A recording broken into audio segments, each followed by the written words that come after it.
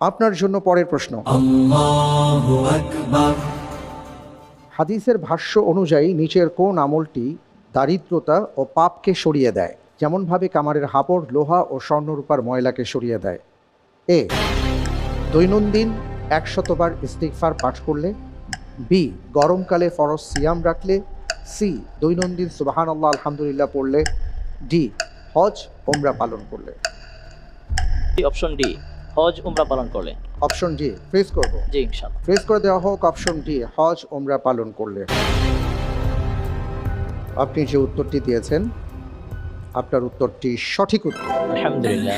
আলহামদুলিল্লাহ। ইবনে আব্বাস রাদিয়াল্লাহু তাআলা আনহু। আপনার জন্য এবারের প্রশ্ন। হে আমার প্রতিপালক, আমাকে হিকমা দান করুন এবং আমাকে নেককার লোকদের অন্তর্ভুক্ত করুন। দোয়াটি কে করেছিলেন? এ, ইউসুফ আলাইহিস সালাম। বি, মুসা আলাইহিস সালাম। সি, রাসূল সাল্লাল্লাহু আলাইহি সাল্লাম। ডি, ইব্রাহিম আলাইহিস সালাতু ওয়াস সালাম। অপশন বি, মুসা আলাইহিস সালাম। ফ্রিজ করা হোক অপশন বি, মুসা আলাইহিস সালাতু ওয়াস সালাম। আপনি যে উত্তরটি দিয়েছেন আমি দেখতে পাচ্ছি আপনার উত্তরটি সঠিক হয়নি। আলহামদুলিল্লাহ। সঠিক উত্তর ছিল অপশন ডি, ইব্রাহিম আলাইহিস সালাতু ওয়াস সালাম, সূরা আশ-শুআরার 83 নম্বর আয়াত। আপনার জন্য পরের প্রশ্ন। কোন খলিফা জন্মগ্রহণের দিনই তার পিতা খিলাফতের বায়াত গ্রহণ করেন? A, Abdullah al Mamun ibn Harun Rashid. B, Abdul Malik ibn Marwan. C, Hisham ibn Abdul Malik. D, Abu Abdul Majid Abdullah bin Mansur al Mustansir Billah. বেছে নিচ্ছি option A, Abdullah al Mamun ibn Harun Rashid. Option করা হোক option A. আপনি বলছেন option A, Abdullah al Mamun ibn Harun Rashid. আমি দেখতে পাচ্ছি আপনি যে উত্তরটি দিয়েছেন আপনার উত্তরটি সঠিক উত্তর। আলহামদুলিল্লাহ। মাশাআল্লাহ, তাবারাকাল্লাহ। 170 হিজরির পরের প্রশ্নে যাবার আগে আমরা একটা ভিডিও দেখব। لا يرون فيها شمسا। আপনার জন্য এবারের প্রশ্ন। আমরা যে শিশুকারীর কণ্ঠে তিলাওয়াত শুনলাম সেই তিলাওয়াতকৃত সূরাটি কখন পাঠ করা সুন্নাহ? এ, ঘুমানোর পূর্বে। বি, জুমার দিনের ফজরের সালাতে। সি, জুমার সালাতে। ডি, ঈদের সালাতে।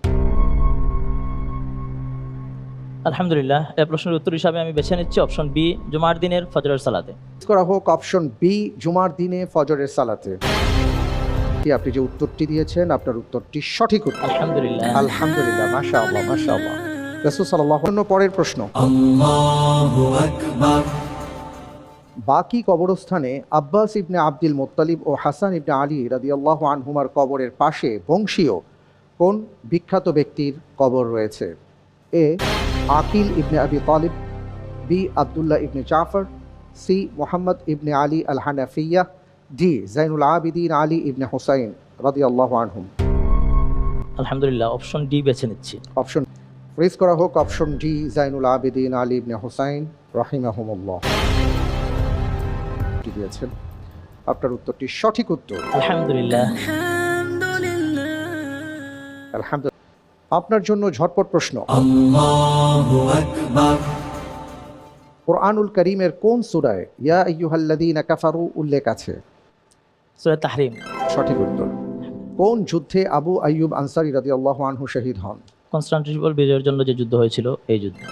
সঠিক উত্তর। একটি জুতার ফিতা ছিঁড়ে গেলে হাদিস অনুযায়ী কি করণীয়?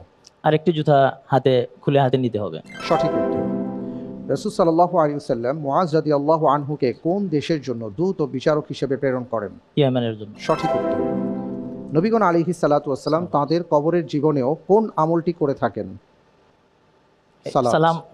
সালাত। হাদিসে যুদ্ধের তরবারিকে কি বলা হয়েছে? জান্নাতের চাবি। জান্নাতে। আবিসিনিয়ার দ্বিতীয় হিজরত হয় কার নেতৃত্বে? জাফর ইবনে আবু তালিব। সঠিক উত্তর। কোন সূরা সম্পর্কে মাসরুক রাহিমাহুল্লাহ বলেছেন এর মধ্যে দুনিয়া ও আখিরাতের সংবাদ রয়েছে? সূরা বাকারা। সূরাতুল ওয়াকিয়া।